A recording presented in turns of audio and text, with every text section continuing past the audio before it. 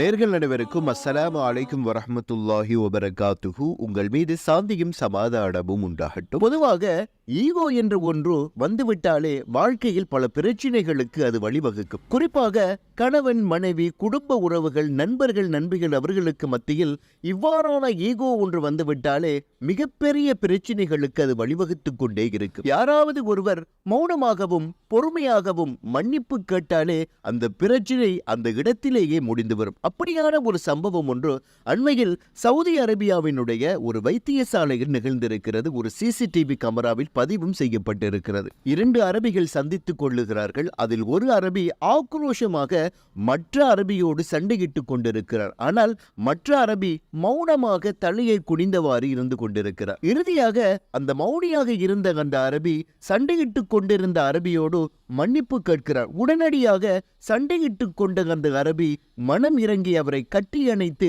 முத்தமிடுகின்ற காட்சிகள் சமூக வலைத்தளங்களில் ஒரு பேசு பொருளாகவே இன்று மாறியிருக்கிறது. எவ்வளவு பெரிய பிரச்சனையாக இருந்தாலும் யாராவது ஒருவர் மன்னிப்பு கேட்டாலே அந்த பிரச்சனை அந்த இடத்திலேயே முடிந்துவிடும் என்பதற்கு இதுவே ஒரு சிறந்த ஒரு உதாரணமாகும். சமூக வலைத்தளங்களில் அதிகமான பின்னூட்டல்கள் இந்த வீடியோவுக்கு வந்து கொண்டே இருக்கிறது. அதில் அதிகமானவர்கள் மனைவிமார்கள் வீட்டில் சண்டையிடுகிற போது இந்த கணவன்மார்கள் இவ்வாறு மௌனியாகவும் பொறுமை உள்ளவர்களாகவும் மன்னிப்பு கேட்கிறவர்களாகவும் இருந்தாலே வாழ்க்கையில் பல பிரச்சனைகளுக்கு அது தீர்வாக அமையும் என்று அதிகமானவர்கள் சொல்லிக் கொண்டிருக்கிறார்கள். அண்மையில் பரவலாக ஒரு செய்தி பேசப்பட்டிருந்தது. தேவையில்லாமல் கணவன்மார்களோடு அதிகம் சண்டையிடக்கூடிய பெண்கள் குறிப்பாக இந்தியாவிலும் இலங்கையிலும் தான் அதிகமானவர்கள் இருக்கிறார்கள் என்று. எனவேதான் இந்த கணவன்மார்களுக்கு இந்த வீடியோ ஒரு சிறந்த ஒரு உதாரணமாக இருக்கும் என்று நினைக்கிறேன்.